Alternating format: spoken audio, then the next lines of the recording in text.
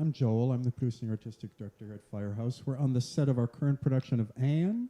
It's a one-woman show by Holland Taylor about Anne Richards. It's running through October 25th. We're so happy to share our War and Peace's Works in Process project with those of you who are live at Firehouse with us and all of you streamers.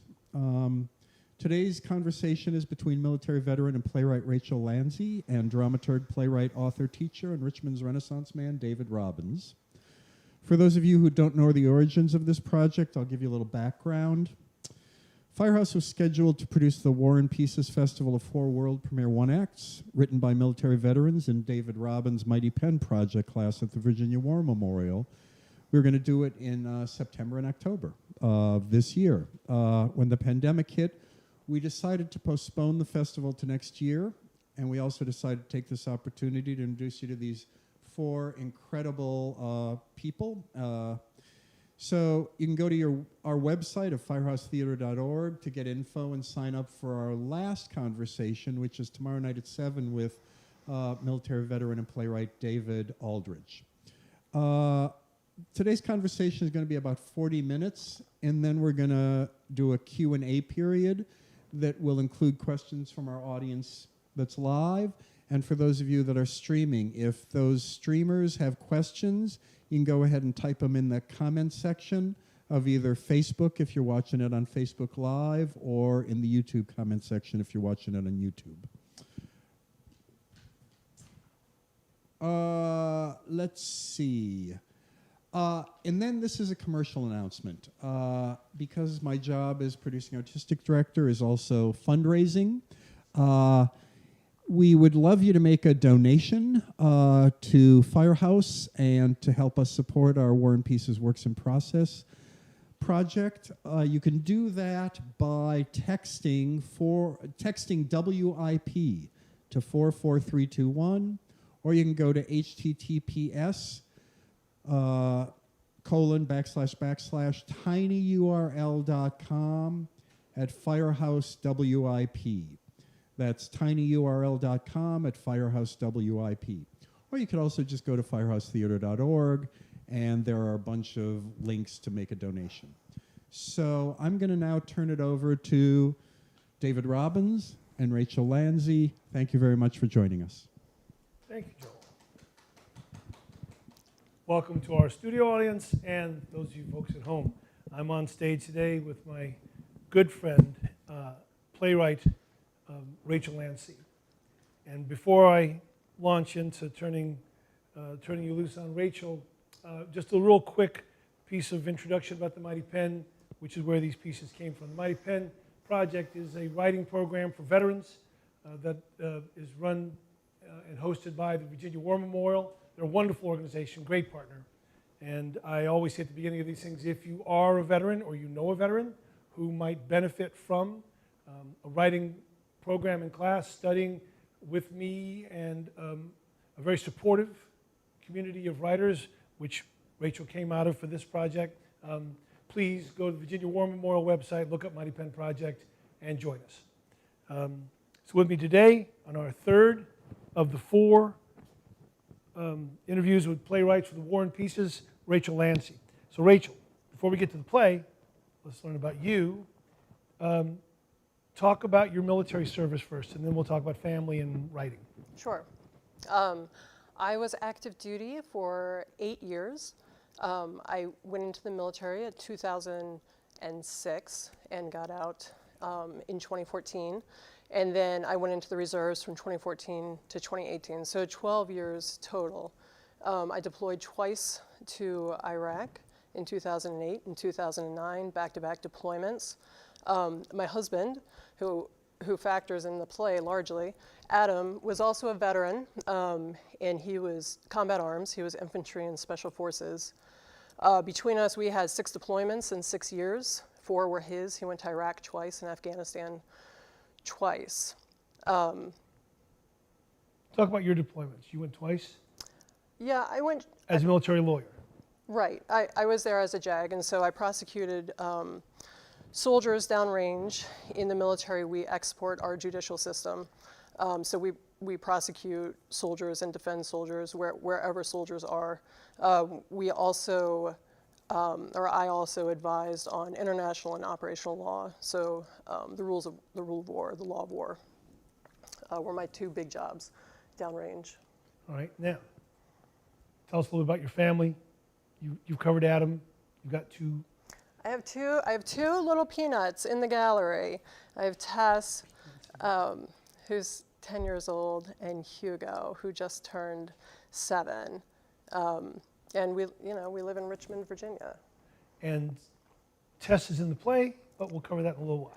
We'll finesse that. We'll hide what we have to hide. How about I control that part? You know what? I'll do my best over here. Yes, okay.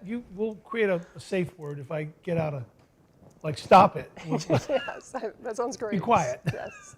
All right, then let's rewind just a little bit before we launch into the play and go back to the Mighty Pen Project. Describe for our many fans how you came in contact with the Mighty Pen Project and how we went from there to here. Yeah, I almost wore my Mighty Pen Project T-shirt today to do some shameless advertising. Oh, we didn't plan it. Yeah, but I thought it would be a little casual, so I didn't. Yeah. I've been wearing this. The Mighty Pen Project, I feel like in my life is truly serendipitous, right? I mean, it was fate. And I say that because you advertised for the Mighty Pen Project in the Richmond Times-Dispatch. I received the Washington Post, except for the one day when you ran an ad, I received the Richmond Times-Dispatch. So there I was reading the paper, angry because I didn't have the Washington Post, but was like, what is this? What is, stories of service? No, thank you, I'm not interested. But free college course, absolutely. And I looked you up and you were totally legit. And I thought this veterans, the Virginia War Memorial, what could go wrong? And I really, at the time, I wanted to write nonfiction, I still do, about war and war theory, and basically how our presumptions and biases of war are still based in World War II, and war has significantly changed. Still working on that, right? but I was like, okay, well, let's do the stories of service memoir thing and see what comes of it. And when I got to the class, I had the pleasure of meeting for the first time in my life Vietnam veterans. And the class for me was a writing class, but it was also a history class and a sociology class. I mean, it was just incredible to meet these veterans and have their experiences and know their experiences or try to understand. And a couple of those veterans were like, I don't care if I publish. I don't care who reads this. I want to learn how to write these stories for my grandchildren. And that was super persuasive to me. At the time, I was still in the reserves. I was still in the military. I was still doing it. I wanted zero reflection. But when I started thinking about my children, and if they have children, and I started thinking about my grandparents who never served, but I would love to know their life story or stories of their life. I would love to know in a concrete way from their perspective where I came from in that legacy. So then I thought, okay, stories of service, that's a good idea. I should try this. And when I started reflecting, I started coming up with some things in my past that I thought maybe I should write about. But I had this additional hang up, which was who am I to write a story of service, right? People have sacrificed so more, they've struggled so more, they've faced so more, they've endured so more, they're so much braver. Who am I to do this? And you were really super instrumental in breaking down that barrier. And I don't think I was the only veteran that had that issue, because I feel like you addressed it without anybody bringing it to your attention. But you were basically it's not a competition. Stories are not about who's the bravest and who's the best or who's the worst or who endured the most. Stories are about the things that unite us, right? Stories are about these themes in life. Everybody's experienced fear. Everybody has experienced loss and love and joy and hope and desperation and isolation, whatever. Everybody's experienced these things. And so what we aim for in stories are the themes that unite us, and we do that through the plot, which are the things that make us different. And every story in every life is going to be unique. And the art and the craft of writing, right, is bringing these two together in a way that is persuasive and connecting for your audience or your reader. So it was that specific process that brought me here. I mean, that was the only way that I felt like, okay, I can write a play, maybe. You know? Let's try it. Let's try it at least. You know, to that point, that excellent point, and I don't want to spend too much of your time as a playwright on the Mighty Pen, and thank you for the kind things you say. But I'm of a mind to just tell a quick anecdote about Robert Waldorf, who was our first interviewed playwright and one of the 4 playwrights. And he was in a class early with another one of our fellow Marine, Robert's Marine, and another Marine was a peacetime Marine, did not serve overseas, served, locally, might have had a couple months in Germany, and said, similar to what you just said, who am I to tell my stories? Well, you have suffered so much more. You were in Vietnam, you were wounded, etc. And I take as gospel what Robert said to him. Robert said, you wore the uniform, right? And so the Marine said, yeah. He said, if Uncle Sam had said go, you'd gone, right? And you wouldn't have said where. You wouldn't have said why. You wouldn't have said when. You'd just gone, right? He said, yeah. And Robert said, you're a Marine, shut up. And I take that approach, is that if you put on the uniform, you did something I personally did not do. And everything you did in that uniform warrants the receipt of the Mighty Pen Project by my calculation. And so I was glad to hear. Yeah, Robert, let me just say, Robert Waldorf and Dave Eldridge, our Vietnam vets, have been just so phenomenally supportive of me. Like, I mean, I thought, and that was true, that's true of all the Vietnam vets. I really thought they'd be like, oh, like JAG, like girl, woman, officer, what? You thought you had a war, like I thought, no, I mean, they couldn't have been more supportive of me. And Chuck, too, I think feels the same. And Chuck is phenomenal to get to know Chuck, the additional other playwright. And those are our 4 playwrights, yes. David Aldrich, Rachel Landsee, Robert Waldorf, and Chuck Williamson. So let's go to the play. Let's do it. Let's do it. Now, I know you to be, since I'm familiar with your work, I know you to be a fine prose stylist, a gifted prose stylist. How different was it when I said, write a play? What did you think was going to happen, and what did happen? Yeah, I mean, I've had multiple situations in my life where I thought I was a good writer. And then I learned that... That you weren't. I had a lot to learn. So I think there was like the 5th draft we were on.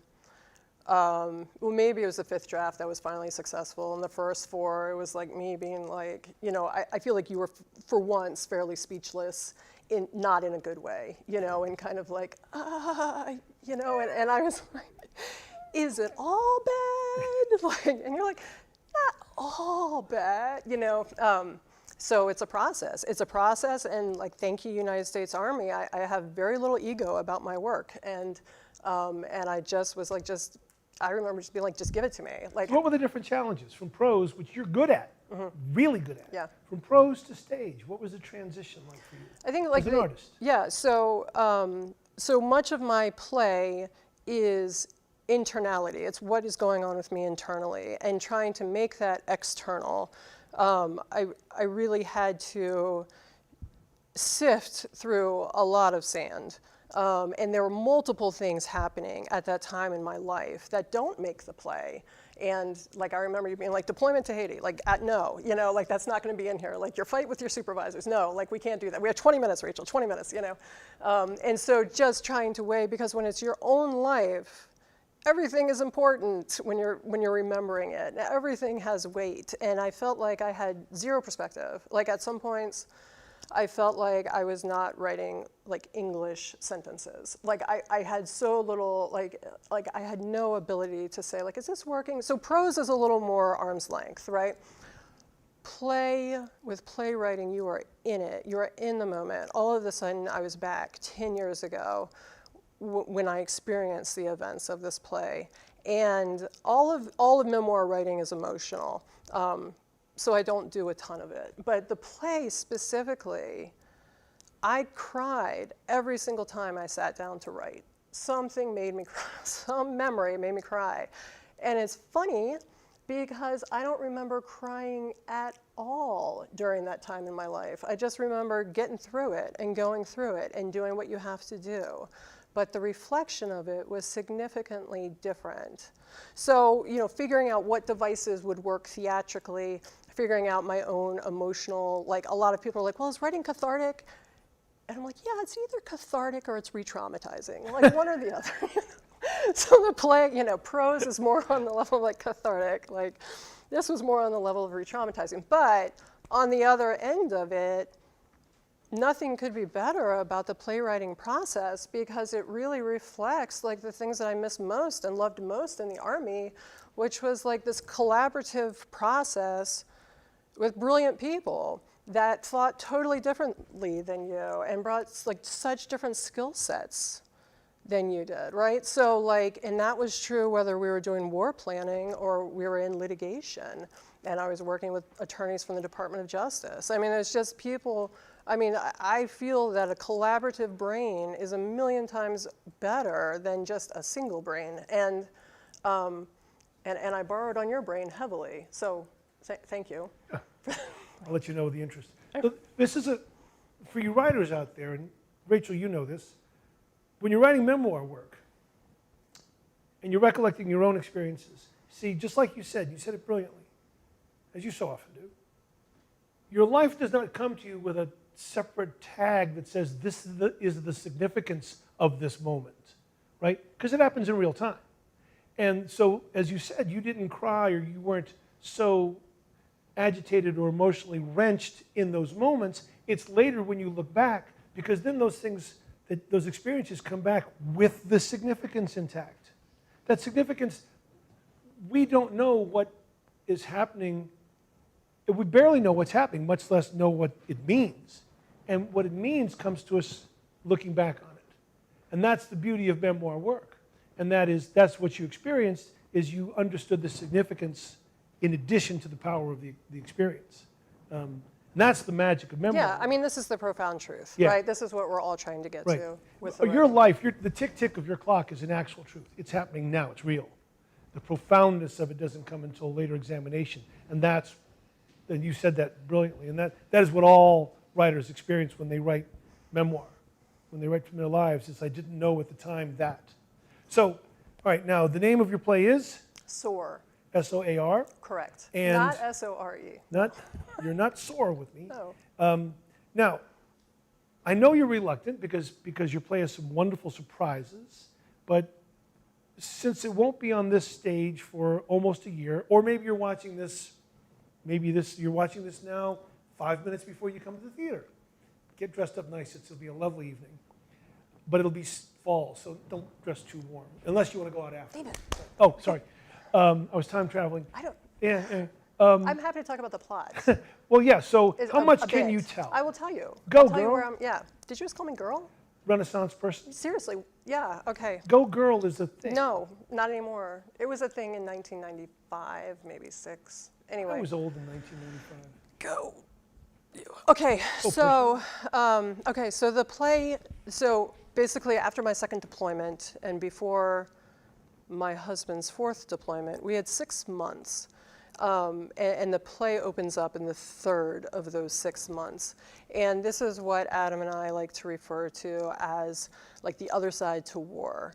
And the play is all about like these interstitial moments when you realize that like your life has changed, And I made this realization while I was sitting in a C-130 about to jump out of it.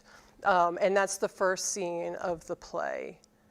And what happened to me during that time was that I couldn't, so I was not an experienced jumper. Like there's people who have just like 50, 100 jumps. This was my 22nd jump. But I was not a new jumper. Like this is what I did in my garrison environment. This was at Fort Bragg, home of the airborne. So a lot of people, so you have to jump every 3 months to keep your airborne competency. And so I was on this jump and I couldn't figure out why I was on an airplane about to jump out of it after I had just come back from Iraq the second time. Like my life had changed, like the pieces didn't fit and I didn't want to do it anymore. And I realized like it was all wrong. And I was also extremely physically ill at the time, and I was praying a lot in those moments and asking for, one, safe deliverance, right? But two, I just remember, like, hey God, like, happy to do what you want me to do. Like, can we do something else? Like, this is just like, I just want this to be done.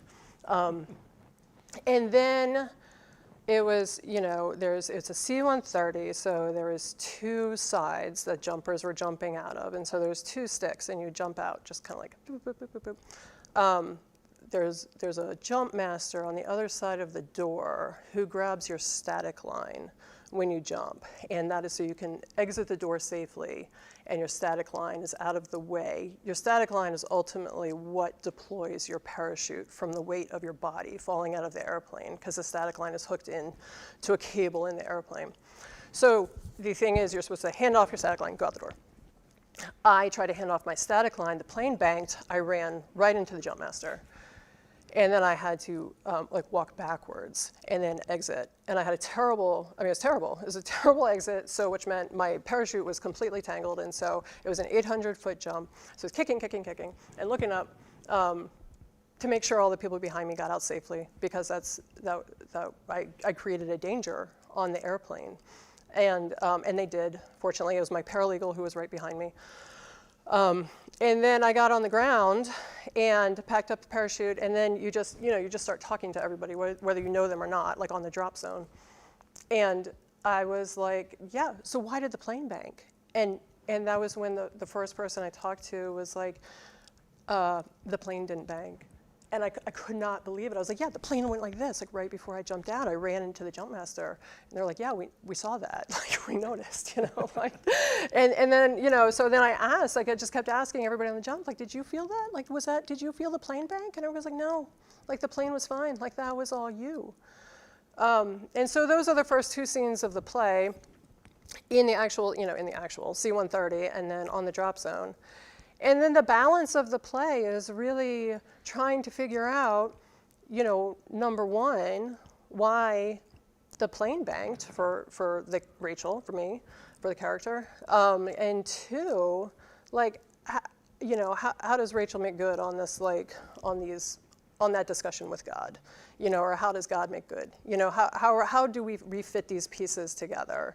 The square peg had gone into the square hole, but now it was a circle peg, and would we have a circle hole? That's really the end of the play. I mean, that's the rest of the play. Is it fair to ask you to explicate a bit on the fact that your play has music in it? What did you hear? How did that thread its way into your writing? Let's talk about music. Yeah. So I have a lot of music in the play, and if you don't come for any other reason, come for the music. Come for the music. Right. Yeah. I mean, if there's no other reason to be here.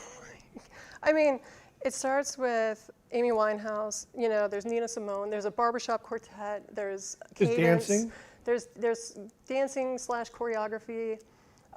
There's Guns N' Roses. So in the Army, right, there's always a beat, right? Like the C-130 has a beat. Like formations have a beat. Formation runs have a beat. Cadence has a beat. Everything has a beat. And my Army was full of music because everybody listened to music. And when I reflect on that, I think it's probably because we were always outside of our comfort zone, doing things that were just, broadening, hugely broadening. And music was one of those things that keeps you aligned while you're doing things outside of your comfort zone. So it was in part natural to think about music in that sense.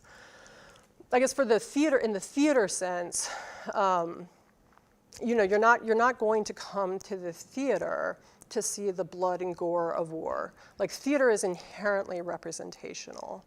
And I had to find ways to make my internality external. And those 4 really bad drafts before I got to the 5th draft were like on the airplane, which is totally problematic to begin with. But you're not going to have, I couldn't stand up here in the theater and have monologue after monologue. So this is how I was feeling, or these contrived discussions with people on an airplane before we were about to jump off. Like, so I'm having a life crisis right now. You know, like that's not realistic, right? And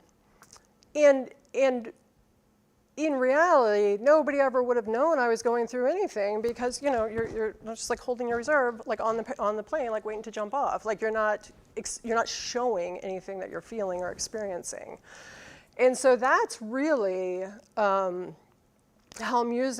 I started thinking about music was like, Amy Winehouse, you know, like she sounds really like, she can really evoke some desperation, and so we use a portion of the song Valerie in the first scene, and so the first scene has no dialogue.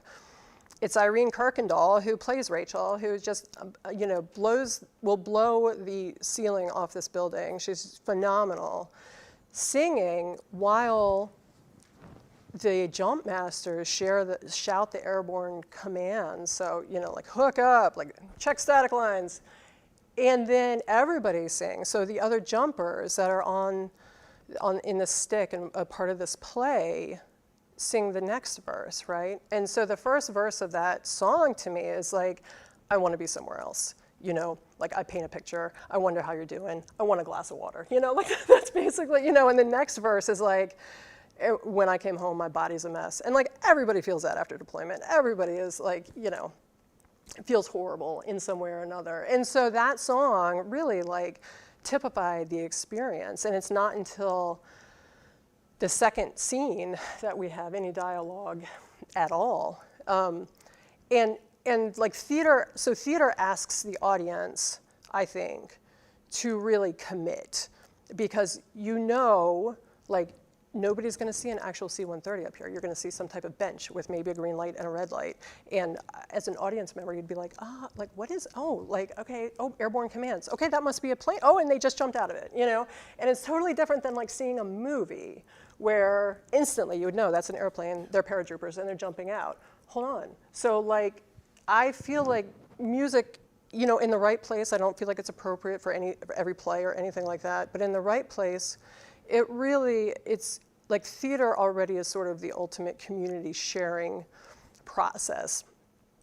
And then music, I think, becomes a huge part of that, particularly when music expresses things that words cannot. Okay. Now, yeah. To return where I was, I remember you talked about 4 or 5 drafts. The thing that changed for me working with you on the play was when you finally, I think, embraced the fantastical components of this play. That we were struggling to give it verisimilitude, to make it really, to capture everything that was happening. And I think the play took off when the collapsing of your internal and external worlds became one thing. When your internal world wasn't treated like it was internal. It was treated like it was external. It was treated like, these things I'm saying are really things I'm feeling. And these things I'm seeing that are happening aren't really happening. They're things I'm feeling. And I remember when the play became fantastical, when you allowed some characters to appear on stage, and they weren't really there. They were in your heart, yet there they are on stage. And that I thought was when the piece, and I want you to opine on this, that's when I thought the piece really became integrated.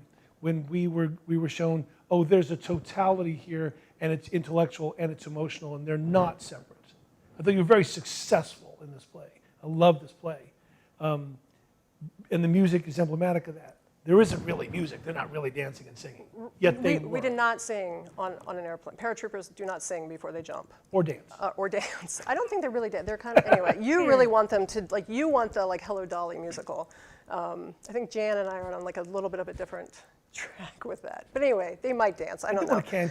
But the thing with the soldiers that then became when they started singing in the first scene, then it was like, oh wait, like I have a Greek chorus, and they don't chant, but they sing, and then they weave in and out of every scene, and they certainly help make the internal external They also, I think, will help with staging, like their percussion, their beatboxing. I don't think we'll have any instruments. I mean, this is all for production, so to be seen how a lot of this works out. But what you see representationally is like the Army, these soldiers representing the Army, they are in every single part of your life when you're dual military.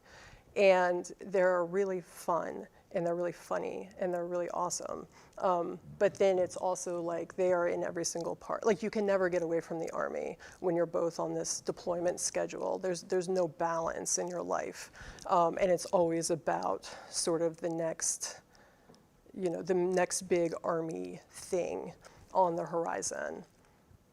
And there's a beautiful, beautiful imaginary tango with Adam, who's not there. No, he is there. He's there. But he's not really tangoing with you. We're actually, But I'm just saying that your Yes. your combination of the imaginary and the actual in the play is very different from the other three plays. Yeah, That all have I a think great that's deal of fair. verisimilitude. Your play weaves a great deal of the interior life of the playwright and the actor into the outer world through devices that I thought were hugely successful when I read the play. Now, last question for you, then we'll take questions. Sure. You have said one of your greatest thrills was the table reading. Yes. So explain for our audience quickly what a table reading is and then how much that meant to you. Yeah, so let me back up. So the first part of the process that was really wonderful was working with you just to get a clean, clear product, like a good script. And then I met Dr. Jan Powell, who is my director, and she is like just she is just phenomenal and just like, I could call her Janny Ballgame, like she is just amazing, and she's got her PhD in theater, and her focus is in Shakespeare and like textual writing. And when we met, we were like, hi, nice to meet you. And then it was like, okay, Rachel, so on page 16, you have this event, but I think we can start working with it like on page 4 and then again on page 8, and then I think we can build. Like on page 2, maybe we can be geographically oriented. On page 8, like you have an event that I think needs a little more tension, maybe between these two sentences. I mean, she was phenomenal, and like she reminded me of a federal court judge who looks at every single word and every single nuance and then sees it playing out, whatever you're trying to say in a very different context. And that's only beneficial, right? I mean, that's only great. And so you improved the work tremendously, she improved the work tremendously, and then we had the table reading, which was pre-COVID, when we could gather together. So that was last December, 2019. Here at Firehouse? Here at the Firehouse upstairs. And I couldn't sleep for days beforehand because I felt like my soul was on audition. And I was like not ready for lots of strangers to give me feedback on my play because it's so personal. But nonetheless, like I remember entering for this table reading and so Jan had had gathered people beforehand, some of the actors, to go through the music, and so they had read the script before they met me, and so they just like had this like they were so nice, like everybody's so nice. And then like meeting Irene and having her introduce herself when we went around the room as like playing Rachel in Soar, and I was like, so what? Oh, like, me. and I think I was next. And I was like, I don't know, I'm Rachel. Like, it just made it, it's like there's the world of like dreams come true. And then there's the world of like, I never could have dreamed this, ever, And so then with the table reading, basically the actors just read through the plays. And I did not think that they were going to do the music. They did the music. And we got a real feel for the play. And the other actors who were reading for the other plays were in the audience, and they were just, they just gave the best feedback, and they were so like professional, and they were so good at what they did that afterwards, do you remember, I was like, that's almost enough. Like I could live with that. Like, I don't even need the production. And then COVID happened, and I was like, I'm going to eat those words, because This I is- thought we were going to be canceled. And this is the miracle of what Firehouse has done, and then we'll take some questions. But this is the miracle what Firehouse has done, is that was my intention.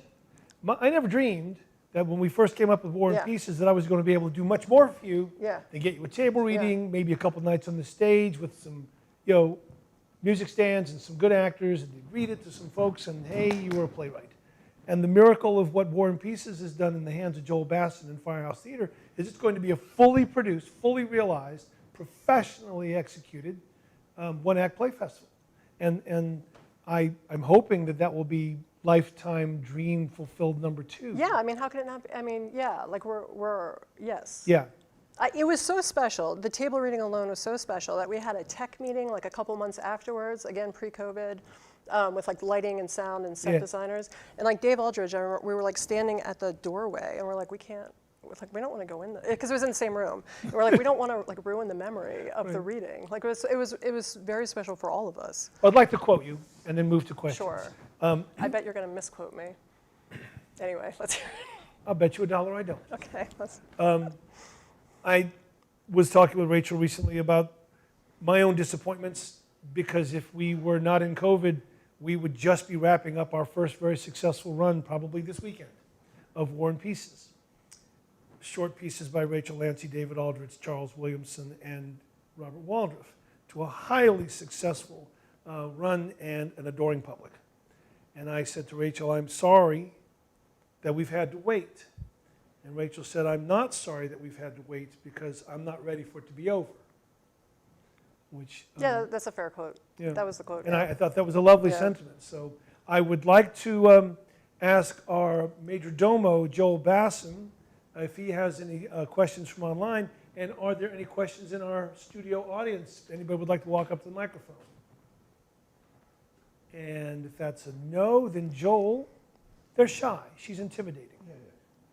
Do I have questions? Do you have questions? I got lots of questions. I got questions. Oh, no way. I got questions. I got questions. Oh, boy. Let's start with this one from Missy Rosol. Is that how you say it? Yeah. I hope I got it right. The veteran experience that I think at least most widely shared is from a male perspective. Do you think the veteran experience from the female perspective is universal enough for all to appreciate, understand? Yeah, so that's a paratrooper right there, Missy Rosal, like all the way, Missy Rosal.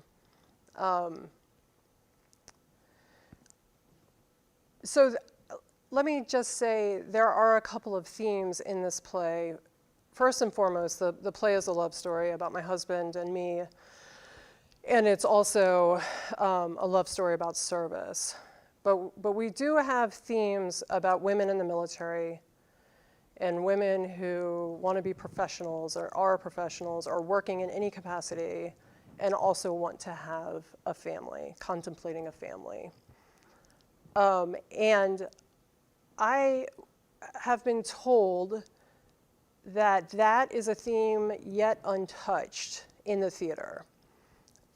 And I responded to that when I was told that like that's because anybody who could write about it is falling asleep half dead every night because they're so exhausted, right? Any woman I know who could write about working and having kids has no time to dabble in arts on the side. And so I believe there is a universality here, certainly for women, and then also, of course, for the veteran experience, because we make so many distinctions between men and women. But in reality, while there are some distinctions, the beauty of wearing the same uniform every day, the beauty of having, being under the same system, is that you do become equals. And so another important theme in this play is looking at our all-volunteer force and what we're asking our all-volunteer force to do when we have a war that is ongoing, 19 years.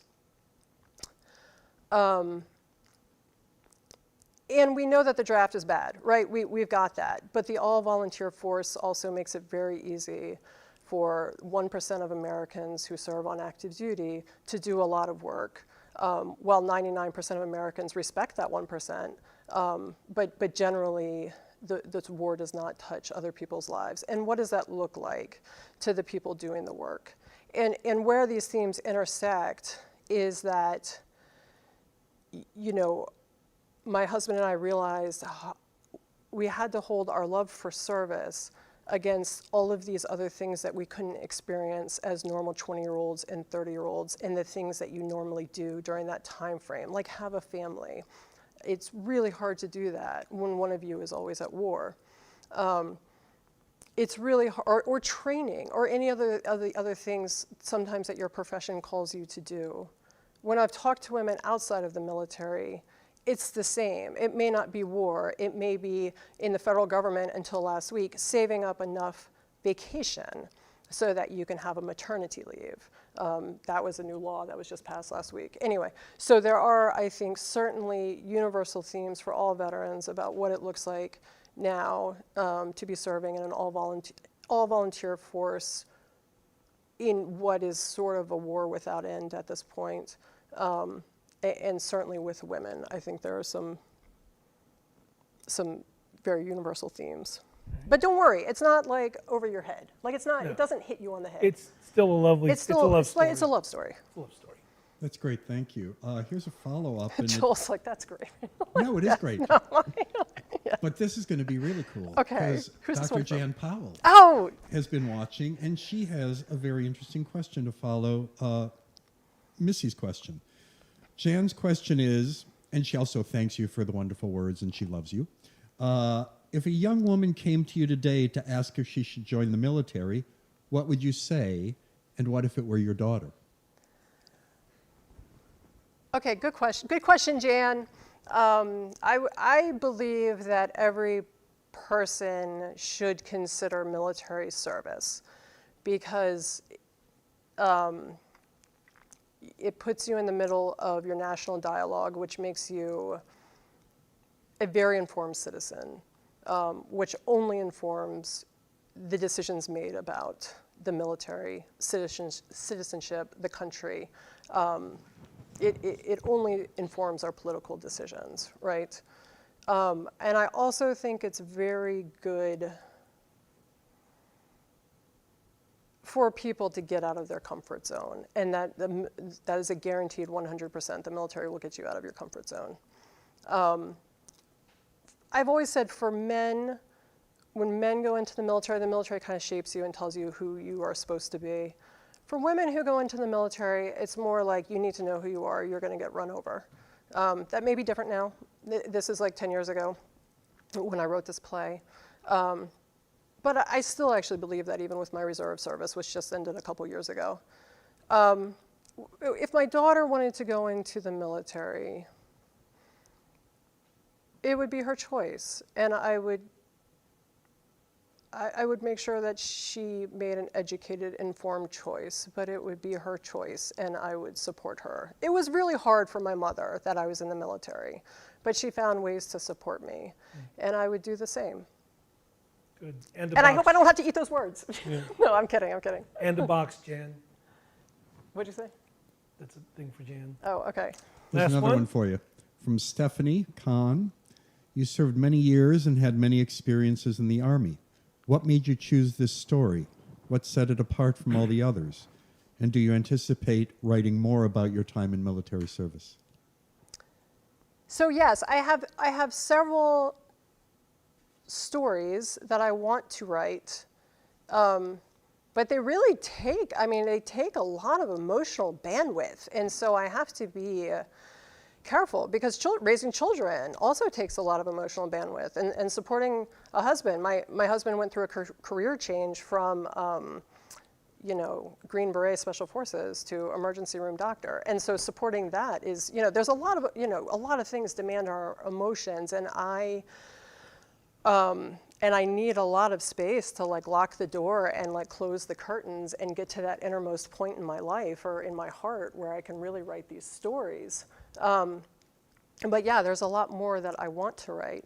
I remember when you told me, like you talk a lot and you have a lot of ideas. And so you were talking for a while about this idea of like a play and a reading and a table reading and playwriting. Like this has always been on your agenda since I've known you. And it's always been interesting, like fascinating. But then one day you were like, jackpot, you know, lucky stars, Joel Bassin wants to produce these plays and put them on his regular calendar. And I was like, okay, like this just got real. And I remember I brought a few ideas to you and said, okay, like whenever this works, I want in, you know, like if it's 5 years from now, I would like to try writing a play. And the first idea I brought to you, you were like, no, not good. And then this was the second idea I brought to you, and you were like, yes, we can do something with this. And this play I had pushed down so far that I'd actually forgotten about the events of it. And the events of it also scared me a lot, and that was part of the reason I had pushed it down quite a bit. So it really was, I think, Joel, probably because of, you know, you were the only reason, you know, that like I kicked it into high gear and asked David really if I, you know, like if this was a possibility for me at some point to be a part of this program and to write this story that I had been like really, really like not regurgitated. I had not wanted to bring this up until it was the right circumstance. So, so that's how I wrote about this story. Here's a question from Jay Brake. The scenes in this play aside, what was your favorite day as a soldier?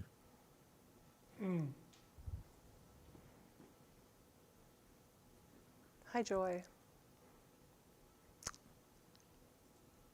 I don't know. I can say just for time's sake that one of the hardest things about leaving the military was the idea of not wearing the uniform anymore. Because that was a thrill every day that never got old, was putting on this country's uniform. I can also say every time I landed safely after an airborne operation was like a really, really good day. And then I don't know after that. I mean, I just tried to do my best every day for the people around me and for my country, and there was tremendous reward in that. And I met tremendous people, you know, many of whom I have the great fortune of continuing to be in contact with. But no specific day comes to mind. But I mean, really the joy of putting on the uniform every day. David, I've got one from David. What was the most challenging part of helping Rachel adapt her story into a play? I'm sure that's David Aldrich, and the answer is the same damn problems I had with you. Is going back to something Rachel said earlier about how you never cried when it happened. Helping veterans especially, or people who have perhaps trauma infused in their stories. They're not just brave adventures, but they can sometimes be trauma-inducing stories. Getting Robert and Chuck and Rach and David to not just tell me what happened, which is so easy to do because they're fascinating stories. They're combat stories. They're returning from combat stories. They're deeply personal, love stories. The challenge is always to get the artist to understand at a level where they can articulate. I know you understand your life. Of course you do.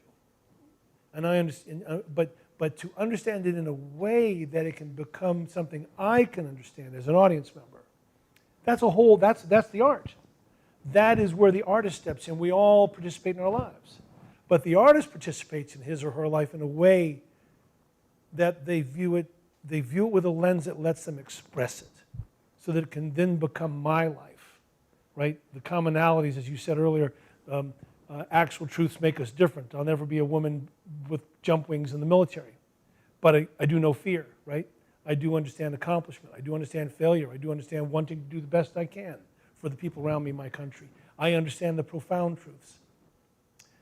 So it's always the hardest thing working with writers, young and old, is to have them mind their own experiences for the universality, the significance and the universal significance of those moments, so that it can then become art.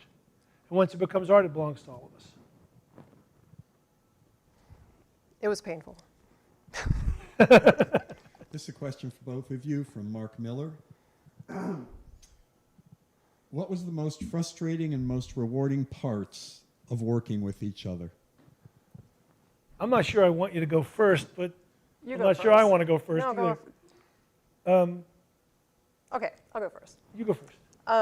The most rewarding part, David, of working with you is that you are truly dedicated to the work, and that you took any amount of time that this play needed to get it where it needed to go in any number of drafts, even, in just certain sections. We had like the fight scene with Adam, not physical fight, but argument scene.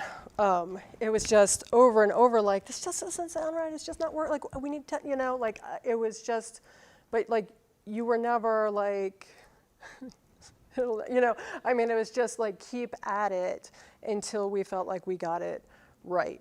And you got in my head in a great way to really help me articulate and to help me get the perspective that I needed to create this play throughout the process, right? It's not a motivation. It starts kind of as like a motivation, inspiration thing, but then it really is draft upon draft upon draft, which I know from litigation, and I love that part of writing. But it is different when it's emotional and it's your life, and you were really helpful with keeping it with keeping it still professional, right? With still keeping it as a craft. I would get caught up in maybe what we consider the art of it, and that's where I think the emotionality of it. You were like keeping it on track with the craft. The frustrating part is really that we had a very compressed timeline and I needed more time. And I think, and that's just, who cares, right? That's just like, we're the first class, we'll do better next time, or whoever you have as playwrights,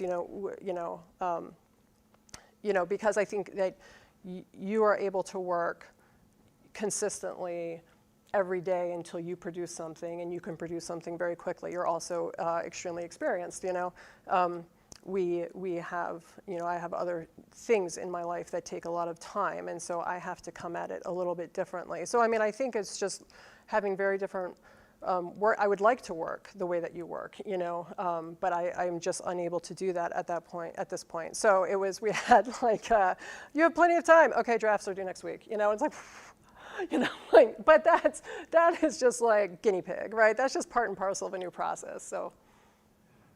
I think I got off pretty easy on that one. Yes, I turned the frustration into a compliment. I will do the same, although yes. this isn't a reward, this is actually what I was thinking. Okay. The frustrating thing of working with you is your genius, is that you can collapse a lot of information into a very small thumb drive of expression. Your recollection is legion, and everything you did had such resonance because you're a powerful intellect and an emotional person, and the combination of your marvelous big brain and marvelous big heart made it difficult to pick and choose for you, because everything mattered. Conversation you had here with your paralegal, I'm like, he's got to go, and I know it mattered, but he's got to go. I was like, but that was good. You're like, it was good. It needs to go. Yeah. And like this moment over here, it's got to go. Yeah. And my frustration was getting you to pick and choose amongst the significances, because they're all significant, but only some of it is a story. It helped when you phrased it that way. Yeah, because we have to remember that otherwise you were just like David the Butcher. I was like, but our lives are not stories. Yeah. Our lives are our lives, and the stories are stories. And working with you and equally with the other three playwrights is to have all of you understand that your life is not your story. The story is the story. and having you say, but that was really an important moment to you, but in seat A5, it ain't gonna matter. We did. We probably had that conversation 18 times. Yeah, I was like, yeah, but yeah. it actually happened. You're like, I don't care. Okay, there's one I But missed because I had 17.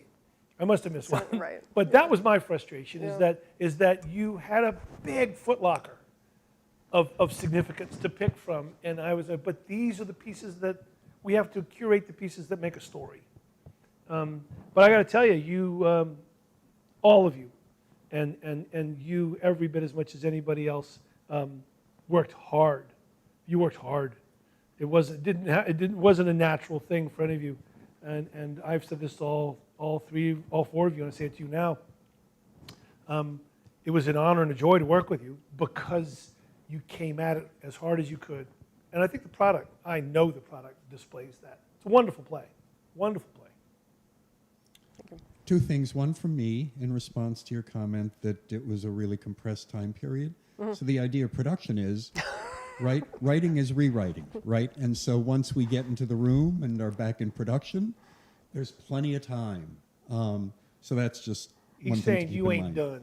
done. I'm fine with it. I'm happy for that. Yeah. And Because then- let me just say, and that like when the actors got a hold of it, I mean, they were like little like Wolverines that just like grabbed it and then had like the most wonderful feedback. And so I am really looking forward to that stage of production where they're like, you know, you can really see like, oh, that joke didn't work, or like, you know, we need more of, you know, we need more soldiers, whatever it may be, you know, like I think there's so much, just from the table reading alone, there's so much value to that part of the process. Right. Okay, sorry. Yeah, no, it's, so Dina, I think it's Yes, it's Dina Goebel. Goebel, Yeah. yes. She says, not a question. Excuse me. This might be a good way for me to end this, and then whatever you guys want to say to wrap it up, I'll let you. But Dina says, in sharing your story and being vulnerable, you continue to serve by empowering other service members to explore those deeply buried experiences. Thank you for all you continue to do. Yeah, Dina, I love you. Would you like the next to last word? You know, I just couldn't be more thankful for this experience. I never, ever in a million years did I think I would have an opportunity to write a play. And I don't want it to end with this play. And to have sort of maybe a new profession laid out for me, or certainly something that I can explore, has been like giving me an identity back that I lost a little bit of when I left the Army. I mean, there's just no way, you know, when you leave the Army and you have kids, that your life doesn't change tremendously. And so it's been wonderful. Like I loved being a lawyer. I think it's such a noble profession, but I realize that I feel like I missed my calling as a historian, as an economist, as a psychologist, whatever. I mean, so I love the deep study of humanities, and I feel like you can express so much of that in prose and certainly in playwriting. And so it has just been a thrill of a lifetime to just let's go full circle, to discover the mighty pen, to have received the Richmond Times-Dispatch instead of the Washington Post, to have seen this random advertisement. I was like, memoir writing, I mean, it's just been the most unexpected thrill of a lifetime, and certainly to be under your tutelage. And you have taught like no other writing instructor. I was an English major in college before I got bored and switched to international relations. You are unlike any college professor I've ever known in your teaching style. Like your teaching lesson, well, we're trying to write a writing manual because I'm like, if you die tomorrow, you know, this motorcyclist, you know, this needs to be encapsulated, right? We need to do the military thing and we need to like get this into, you know, it's just been the thrill of a lifetime. And I can't tell you, and Joel in the Firehouse, and Jan, I mean, just the people in my life, Lindy, I mean, just whoever has come into my life as a part of this process has just been hugely rewarding, pivotal, important. And I want to thank you for being part of the process. I I want to thank our audience. I especially want to thank Joel Basson and the staff here at the Firehouse Theatre. I ask all of you during this time of COVID to be safe amongst your loved ones. If you're able to watch this later in time and we're out of COVID and this production is on, please come see it. I have no hesitation to say that we could have written 4 short pieces by these veterans. The concept's so good, it'd have been worth seeing. But I can tell you as a professional, and as Rach says, as a teacher of writing, these are 4 exceptional pieces. I don't know that we'll ever have 4 pieces this good for future War and Pieces, but these are wonderful pieces of theater. Soar is standalone, a remarkable piece, and as part of the one-act festival will be extraordinary. Well, thank you all for coming. Thank you to the staff of Firehouse Theatre. Thank you for my guest and dearest friend, Rachel Landsee. 2 beautiful children in the audience, Rachel and Hugo. Tess and Hugo. That was Freudian. And sign up for tomorrow. We have another one coming tomorrow night, David Aldrich. I will only say about David Aldrich to entice you all to tune in again that when I die, which will not be tomorrow, David Aldrich will be my spirit animal. Thank you all for tuning in, and good day.